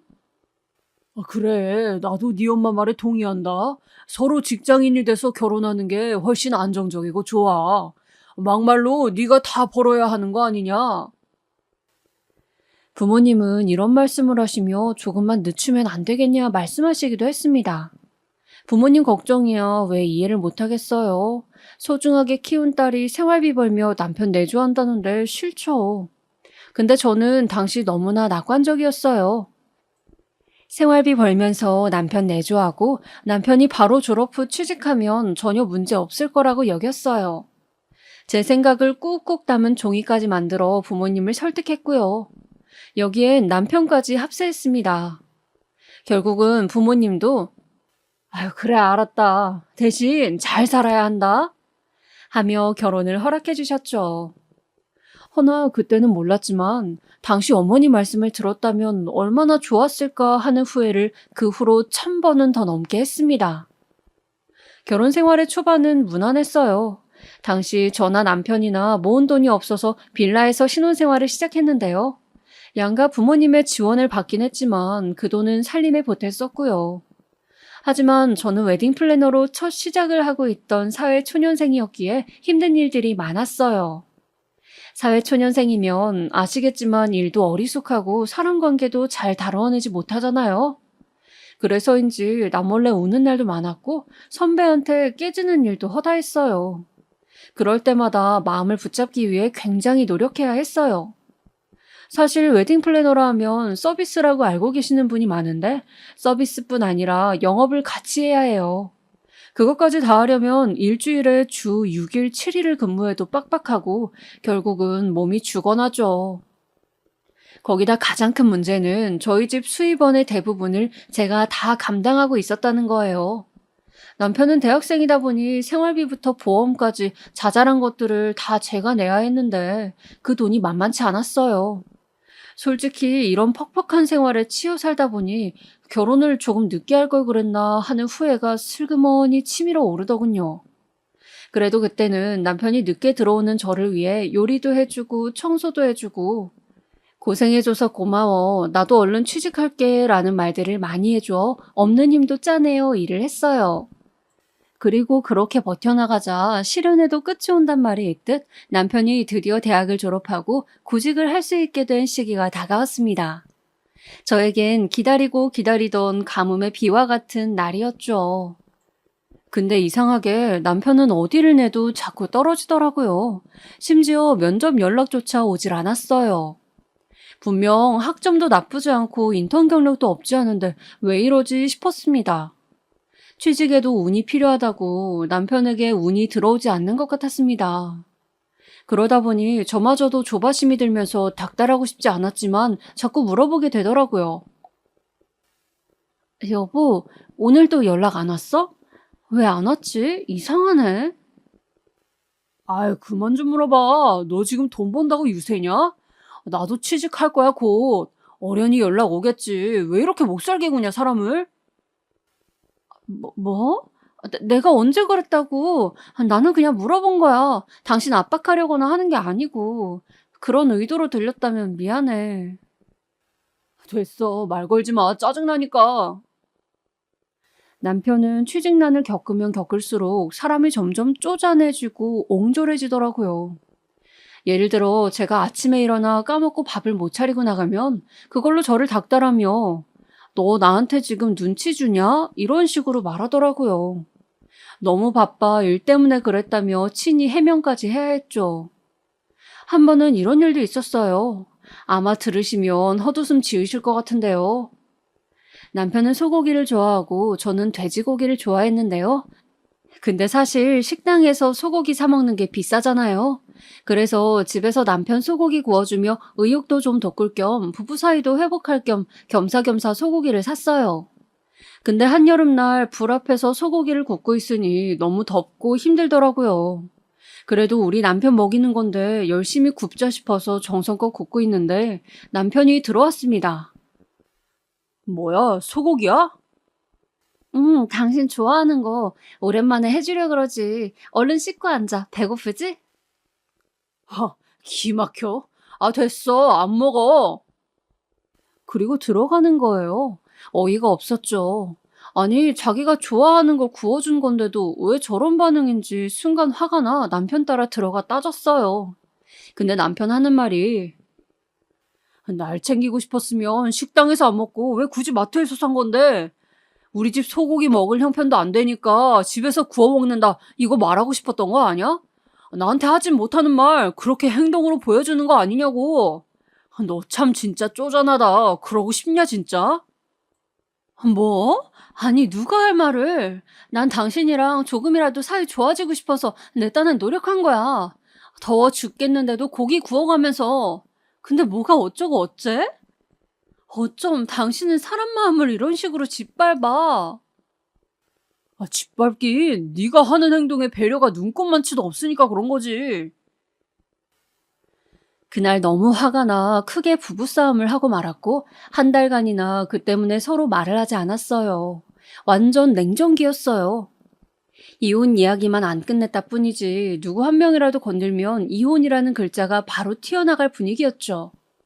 그러던 어느 날 이 냉정기가 끝나게 되었는데요. 남편이 먼저 뻘쭘한 얼굴로 제 어깨를 툭 치더니 이런 말을 하더군요. 나 합격했어. 어딜? 내가 원하던 건축회사에 들어가게 됐다고. 오늘 연락 왔어. 최종 합격했다고. 그간 미안했어. 내가 열등감이 너무 지나쳤나 봐. 남편이 원하던 회사에 드디어 합격하게 된 거였어요. 얼마나 기쁘던지. 그때 속으로 남편이 취직해서 이제 살림에 보탤 수 있다는 것도 좋았지만 더 이상 열등감에 시달린 애꿎은 소리 듣지 않아도 되니 그게 더 좋았어요. 그만큼 남편으로부터 받는 스트레스가 어마어마했거든요. 저희는 그날 오래간만에 부부간의 사랑도 나누고 이제부터 열심히 돈 벌자는 말도 하며 서로 으쌰으쌰 했어요. 남편이 먼저 사과했기에 제 마음도 눈 녹듯 사르르 풀렸고요. 남편 취직하기 전 그 일주일이 천국이었던 것 같습니다. 연애 시절로 돌아간 것만 같고 서로 배려하고 자주 웃고 행복이 뭔지 다시금 알아가는 시기였죠. 근데 남편이 취직을 하고 한 달쯤 되니 다른 스트레스가 오네요. 남편이 새로 다닌 회사에 적응하면서 야근과 회식이 너무 많은 거예요. 사실 일적으로 바쁜 거야 충분히 이해할 수 있어요. 저도 일하는 사람인데 그거 이해 못할까 봐요. 근데 남편은 꼭 일하고 돌아오면 피곤하다는 이유로 온갖 짜증을 저에게 퍼붓곤 했어요. 제가 무슨 감정 쓰레기통도 아닌데 그 스트레스를 도대체 왜 아내에게 푸는 걸까요? 여보, 나도 일하는 사람이야. 당신 힘든 거 알겠어. 근데 집에선 화 좀 그만 내면 안 돼? 당신 사소한 걸로 이러는 거 나도 이젠 지쳐. 어제는 냉장고 수리기사한테까지 일 못한다고 별것도 아닌 걸로 화냈잖아. 솔직히 쪽팔려 죽는 줄 알았어. 야, 너 무슨 말을 그따위로 하냐? 일 못하는 놈 못한다고 지적하는 게 무슨 잘못인데? 내가 지적 안 해주면 그놈이 딴 데 가서 실수하니까 내가 말해주는 거야. 그리고 내가 언제 화를 냈어? 지금도 내잖아, 지금도. 그건 네가 먼저 시작하니까 그렇지.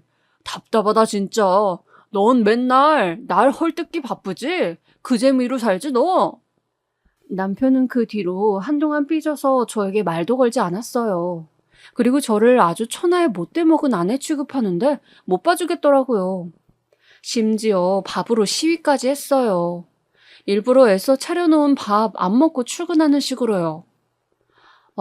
정말 초딩, 아니 유딩이 따로 없었습니다. 그러다 결정적으로 제가 임신을 하고 아이를 위해 만삭이 되면서 잠깐 일을 그만두게 되었는데요. 그때부터 슬슬 남편이 저를 조여오더라고요. 자기가 가장이라는 거죠. 저에게 온갖 걸로 시비를 걸기 시작했어요. 심각한 짠돌이로 변해갔고요. 아이 육아용품 사는 것도 눈치를 주더라고요. 너는 왜 중고로 살 생각은 안 하고 맨날 사냐? 아님 좀 얻어 입어. 주변에 친구 없어? 내가 주변에 애 낳은 친구가 어딨어? 내가 제일 일찍 결혼했는데. 없어. 그리고 이건 나를 위해 사는 것도 아니고 우리 애를 위해 사는 건데 이런 걸 아끼면 어떡해? 아껴야지. 그런 것도 우리 집 생활비가 얼마나 된다고 애한테 돈을 팍팍 써. 애는 어차피 알아서 크게 되어 있어. 그리고 글자도 못 읽는 애한테 동화책은 왜 벌써부터 사는 건데? 그런 돈도 좀 아껴라, 아껴. 아, 맞다. 말 나온 김에 다 하자. 너 저번에 시장에서 옷 샀더라? 어차피 애 돌보느라 밖에 나갈 일도 없는데 옷은 뭐하러 사냐? 네 옷 긁을 돈 있으면 남편 속옷이나 사줘라. 사치하지 말고. 뭐? 사치? 내가 무슨 사치를 한다 그래. 나 1년 만에 옷 처음 샀어. 그것도 살까 말까 100번은 고민하다 산 거라고. 걸레짝 같은 옷만 입고 다니면 애 보기에도 안 좋으니까. 당신은 회사 간다고 몇십만 원짜리 옷을 그것도 백화점 브랜드로만 턱턱 잘도 사면서 내가 옷 좀 샀다고 그걸 사치라 그래? 남편은 자기가 번 돈으로 제 옷 사는 거 하나 보지 못했어요. 그걸 사치라고 하더라고요. 남편 대학생 때 그렇게 혼자 돈 벌면서 아둥바둥했던 건 생각 못 하는 건지. 저는 맹세코 제가 돈 벌 때 남편 사고 싶다 하는 거 안 사준 적이 없어요. 책이 필요하다 하면 책을 사주었고 취직에 면접 때 필요한 정장도 비싼 걸로 해주었어요. 그러면서도 생색 한 번 낸 적이 없죠.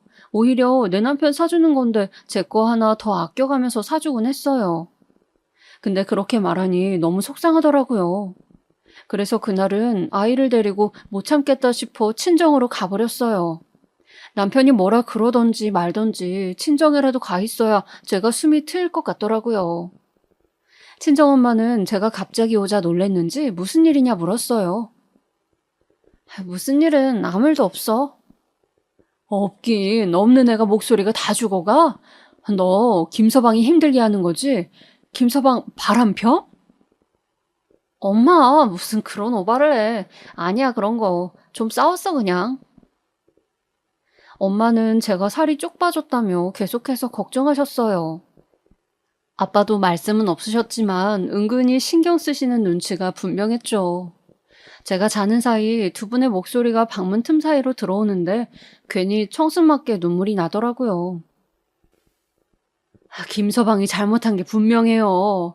아이고, 그러니까 내가 결혼 일찍 하지 말랬더니 왜 저리 일찍 시집을 가선? 아휴, 내 속이 다 썩네. 옛말에 자식 문제가 제일로 어렵고 힘들다더니 그 말이 딱 맞아. 아휴, 그러니까 말이야. 아니 근데 무슨 일이 있었던 건지 말 안 해? 내가 김서방한테 전화해볼까? 아니에요, 됐어요. 그럼 또 부부 사이에 싸움만 생기지. 우린 빠져있는 게 상책이에요. 엄마 말대로 내가 왜 시집을 일찍 가 이런 고생을 하는지 제 선택이 너무나 후회가 되어 그날 아기를 꼭 껴안고 눈물을 뚝뚝 흘렸습니다. 그리고 친정집을 나와 마음이 좀 추스러들었을 때 다시 집으로 들어갔는데요. 제가 들어오자 남편은 이제 왔냐며 저를 비웃으려 들더군요. 아예 거기서 살지 그랬냐면서요. 그래서 대꾸 없이 들어가 아이 봐주고 그렇게 남편이 있는 듯 없는 듯 애한테만 집중하며 보냈어요. 거기다 한 가지 다행스러웠던 건 남편이 지방으로 출장을 많이 다니곤 해서 며칠씩 집에 안 들어올 때가 많았는데 눈에서 안 보이니까 그렇게 좋을 수가 없더라고요. 가끔 저희 집 오는 친구들이 너네 아기 낳고 어때? 사이는 좋아? 묻곤 하면 남편 없으니까 세상만사가 편해. 이대로 출장이 길어졌으면 좋겠다. 라고 말하곤 했죠. 연애할 땐 그토록 좋았던 우리, 서로 한 번이라도 더 껴안고 싶어서 안달이 났던 우리인데 어쩌다 이렇게 변하게 됐을까. 가끔 과거를 떠올리다 보면 그런 애처로운 생각이 들어 씁쓸해지기도 했지만 일부러 그런 감상엔 저지려 하지 않았어요. 거기다 애를 낳고 잠시 쉬니 일이 무척 하고 싶더라고요. 그래서 아이가 어린이집에 갈 나이가 되었을 땐 바로 일을 시작했어요. 다시 시작하게 된 웨딩 플래너 일은 솔직히 일하는 시간도 많고 정말 못 벌 땐 100만 원만 가져가는 직업이었지만 제가 잘만 하면 한 달에 500, 600도 가져갈 수 있는 직업이었기 때문에 더 욕심이 났어요. 제 능력으로 원하는 성과를 내면 그만큼 돈을 가져갈 수 있다는 거잖아요. 그 점이 매력적이었죠. 그리고 확실히 애를 낳고 일을 해서 그런지 전보다 훨씬 마음의 여유가 있고 고객 상대하는 것도 어렵지가 않더라고요. 사실 결혼하시려는 분들은 나이대가 높은데 그에 비해 나이 적은 제가 웨딩 플래너로 오면 조금 못 믿어 하시는 분들도 많았거든요. 근데 나이가 있고 애엄마라 하니 제 결혼 생활을 궁금해 하시기도 하고 그랬어요. 다행히 그렇게 저는 새로 시작한 일에서 흥미를 찾고 다시 삶의 활력을 찾았습니다. 애엄마란 이유로 몇 년간 잊고 지냈던 저라는 존재를 다시 일에서 찾은 느낌이었죠. 근데도 남편은 가끔씩 늦게 일하고 들어올 때면 이런 말을 하곤 했어요. 야, 그거 얼마나 번다고 그 고생을 하냐? 그 시간에 차라리 애를 보지. 애 저렇게 어린이집에 내팽개치고 돌아다니는 거 그거 보기 안 좋아. 저번에 우리 엄마도 그러더라. 너 어디 다니느냐고. 어딜 다니길래 애는 안 챙기냐고. 내가 무슨 나쁜 일 하는 것도 아니고 돈 벌어서 생활비 보태는 건데 그게 뭐 어때서? 그리고 나도 일하고 싶어. 이 일 하는 게 좋고 몇 푼을 벌든 간에 그건 당신이 관여할 바가 아니지. 하여간 말은 청산유수다. 그리고 돈 버는 건 좋은데 아내 역할도 좀 해라. 내 셔츠가 구겨져 있잖아. 저꼴로 다니는 게 보기 좋냐? 처음엔 제 걱정해주느라 그런 소리 하는 줄 알았어요. 아이 보느라 일에 치여 사느라 나름 남편이라고 걱정되나 보다 싶었죠. 근데 아니었어요. 제가 돈 벌면서 활발하게 돌아다니는 꼴이 그저 눈에 보기 싫었던 거죠. 전 그럴수록 더 보란듯이 일하고 애 돌보고 하며 저답게 살려고 노력했습니다. 남편 말 신경 안 쓰고 그렇게 사는 게 훨씬 행복했거든요. 그러다 심장이 아찔할 일이 생기고 말았는데요. 바로 아이 일이었어요. 그날은 제가 일이 밀려 회사에서 야근을 하느라 늦게 들어오던 날이었어요. 남편이 집에서 애를 봐주기로 약속한 날이었죠. 그런데 분명 집에 남편이 있어야 할 시간인데도 도착하니 남편은 없고 아이만 덩그러니 침대에 누워있더라고요. 거기다 아이의 상태가 이상했어요. 엄마, 나 아파. 많이 아파. 열나. 아이의 말에 머리를 만져보니 불덩이였습니다. 어머나, 어떡해! 너무 놀라 곧바로 핸드폰을 찾아 울부짖고 말았어요. 119죠? 빨리 와주세요. 지금 우리 애가 많이 아파요. 다행히 119 구급 차량이 5분 이내로 도착해 빠른 시간 안에 아이를 데리고 응급실에 도착했습니다. 선생님, 저희 아이 좀 봐주세요. 의사 선생님에게 매달리듯 아이를 봐달라 말씀드렸던 것 같아요. 정말 그때 전 제정신이 아니었어요. 저희 아이 지금까지 태어나서 크게 아팠던 적이 한 번도 없었거든요. 그래서 전혀 그런 쪽으론 생각도 못하고 있다가 갑자기 아이가 아프니 심장이 미친 듯이 뛰고 별의별 생각이 다 들더라고요. 정말 다행인 건 다른 검사도 해봤지만 몸에 이상은 없었고 단순히 발열 증세가 심했던 거였어요. 아이의 고열은 주사와 링거를 맞으며 찬찬히 내려갔고요.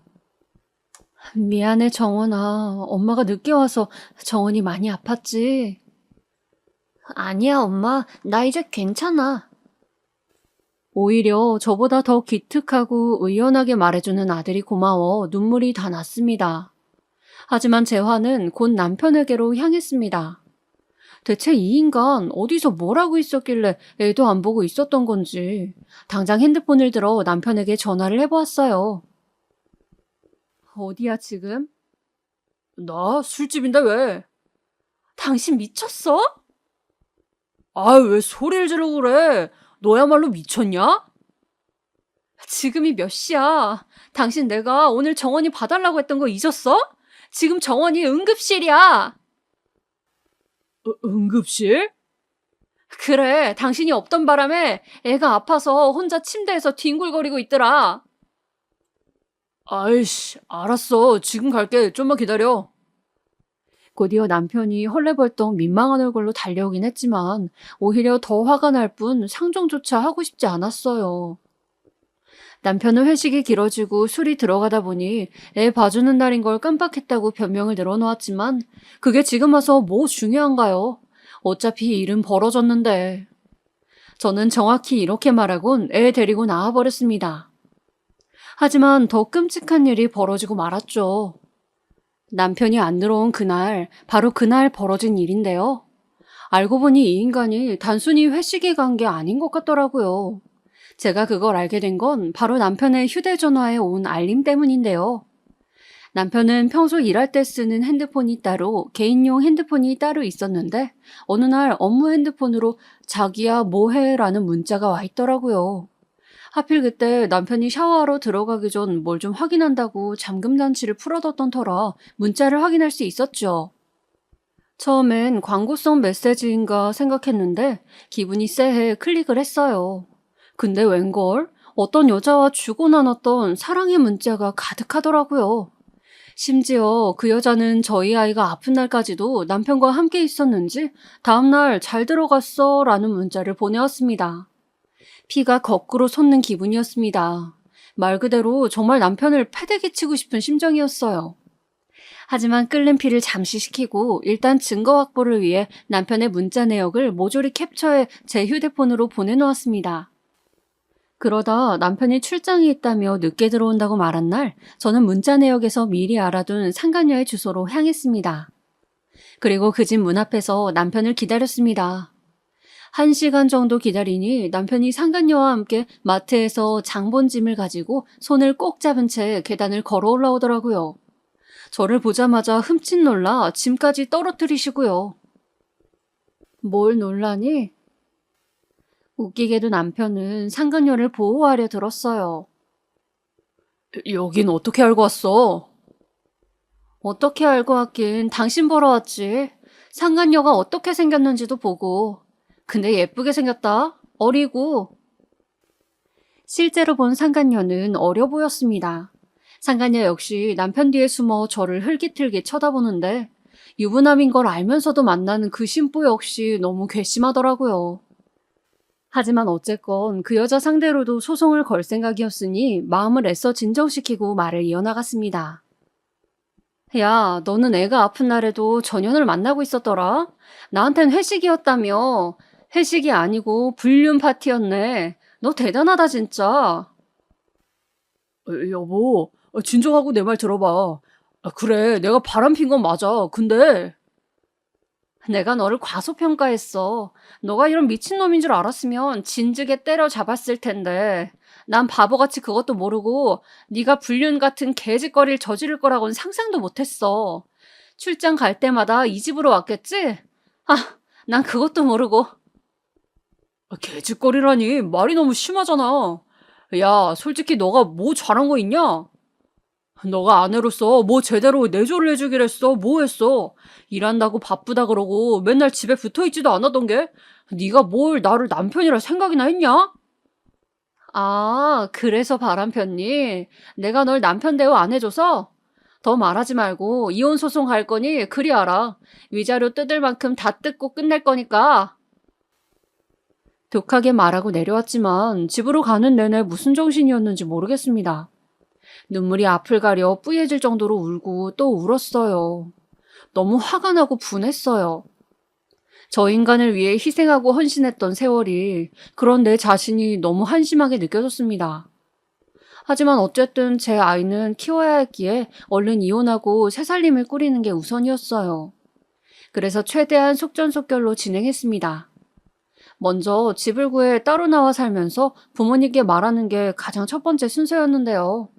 친정 부모님은 역시나 땅을 치시며 오열하셨습니다. 아버지는 당장에 그놈 멱살을 잡겠다며 길길이 날뛰셨고요. 내가 실수했다. 어떻게든 널 보내지 말았어야 했는데.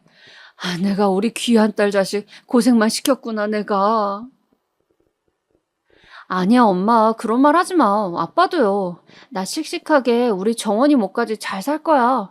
그러니까 응원해주세요. 우리 애 하나는 얻었잖아.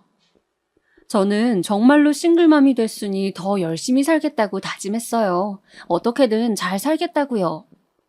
상황이 저한텐 유리했던 만큼 위자료도 최대한 많이 받아내고 양육권도 가져왔으니 일단 그걸로 속을 풀고 우리 아이와 함께할 미래만을 생각했어요. 아이 학비도 책임지고 결혼 자금도 만들고 하려면 제가 열심히 일해야 했죠. 그리고 그렇게 살다 보니 성과는 자연스레 따라오더라고요. SNS를 활용해서도 홍보를 많이 했는데 그 글을 보시고 문의를 주시는 분들도 많았고 그분들이 다른 분들을 소개해 주셔서 소개로 발을 넓혀가기도 했습니다. 그러다 보니 일을 몰아서 처리할 수 있게 되는 등 노하우가 생겼고 나중에는 월 수입이 500, 600을 훌쩍 넘어가게 되더라고요. 경제적으로 여유로우니 아이와 함께 좋은 곳으로 바람을 쐬러 갈 수도 있었고 친정 부모님에게 용돈도 주기적으로 드릴 수 있었습니다. 결혼 전과 비교하면 훨씬 안정적이고 평안한 삶이었죠. 그때는 돈을 벌어도 남편 눈치를 봤어야 했는데 이제는 돈을 벌면 저로 인해 누군가가 행복해지니까요. 하지만 그러던 중 어김없이 인생의 장애물처럼 남편이 등장하고야 말았습니다. 바로 저에게 청첩장을 주러 온 것인데요. 그것도 제 SNS를 보고 근무하는 회사 앞으로 왔더라고요. 결혼식 올 수 있으면 와. 호텔에서 열거든. 온 김에 호텔 구경도 하고. 지금 뭐 하는 거야? 나보고 네 바람난 상간녀랑 한 결혼식에 오라고? 너 쪽팔리지도 않니? 쪽팔리는 건 너겠지. 그나저나 애 데리고 월급 200으로 살 수 있냐? 좀 도와줄까? 내가 주는 양육비로도 사는 거 퍽퍽할 거 아니야. 니네 친정이 돈이 많은 것도 아닌데 듣자니 너 친정에 얹혀 산다며. 얼마나 살기 힘들면 친정에 사냐? 내가 마음이 다 안 좋더라. 저는 그 자리에서 남편이 준 청첩장을 찢어버리고 말했습니다. 다신 내 눈앞에 나타나지 말라고. 한 번만 더 나타나면 가만두지 않겠다고요. 그러나 전 남편은 그 말에 실실 웃기만 할 뿐이더군요.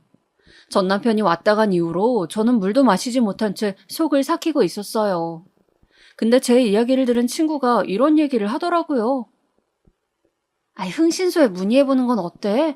한번 제대로 알아봐. 친구 말을 듣자 정말 상간녀에 대해 제대로 알아봐야겠다는 생각이 들었어요. 사실 불리는 건 하긴 했지만 둘이 어떻게 만났고 그런 건 하나도 몰랐거든요. 그래서 문의를 했어요. 꽤 많은 비용이 들어가긴 했지만 철저하게 알아내기 위해서였으니 전혀 아깝지 않았어요. 그 결과 제가 흥신소로부터 받아본 정보는 충격적이더라고요. 둘은 이미 만난 지 5년이 넘은 관계였어요. 남편의 직장에 사무보조로 들어왔던 때부터 만남을 이어왔다고 하더라고요. 거기다 남편이 여자에게 집을 해주었는지 남편 명의의 빌라에 여자가 살고 있었고요. 한마디로 제가 가서 깽판 쳤던 그 집이 남편이 사준 집이었던 거죠. 언젠가 생활비가 너무 비어 남편에게 물어본 적이 있었는데 시어머니 허리 디스크 수술비로 돈을 좀 보태드렸다 하더니 개뻥이었던 거였어요. 자기 시어머니까지 동원해 거짓말을 하다니 진짜 한심했습니다. 게다가 정말 충격적인 사실은 그 다음에 있었는데요. 바로 상간녀에 관련된 거였어요. 이 여자 사기꾼이더라고요. 일명 꽃뱀이라고 하죠. 돈 많은 남자 뜯어 결혼하는 그런 여자들이요. 유흥업소에서 일한 경력이 있었고 이미 그걸로 한번 사실혼 관계였던 남자까지 있었더라고요. 저는 전 남편이 그런 걸 알고 있을 리 절대 없을 거라 생각했습니다. 그래서 쾌감의 미소를 지으며 전 남편의 결혼식장으로 향했습니다. 제 얼굴을 알아본 몇몇 사람들은 놀라기도 했고 특히 시어머니는 충격받으신 얼굴이셨어요. 저는 식이 시작되기 전 전 남편에게 다가가 조용히 서류 봉투 하나를 건넸습니다. 네 상간녀에 대한 이야기야. 잘 읽어봐. 뭔 수작질이야. 여길 진짜 오면 어떡해. 당장 나가. 읽어봐. 전 남편은 제 말에 머뭇거리더니 자기도 뭔가 찜찜한 게 있었던지 찬찬히 서류들을 읽어나가기 시작했어요. 얼굴은 새하얗게 질렸습니다. 그리곤 그걸 보던 저는 이 똑같은 서류 봉투를 시어머니에게도 전해드린 뒤 나왔죠. 나중에 듣기론 식이 진행되기도 전 결혼식은 파토가 났다고 합니다. 전 남편은 그 충격 때문이었는지 회사를 나와 몇 년 방황하다 자기 회사를 차렸는데 그것도 망해 고시원 신세를 지낸다 하고요. 참 세상 일 알다가도 모르죠. 대신 저는 행복하니 그걸로 됐습니다. 제가 한 짓 좀 나쁘긴 했어도 잘한 거 맞죠? 사실 이렇게 속풀이하듯 글 써본 게 얼마만인지 쓰면서 우울하기도 했고 재밌기도 했네요. 긴 이야기 들어주셔서 감사하고 많은 댓글 부탁드릴게요. 아, 그리고 남편의 불륜 현장을 직접 미행하기보다는 흥신소나 전문적인 업체를 고용하실 걸 추천드려요.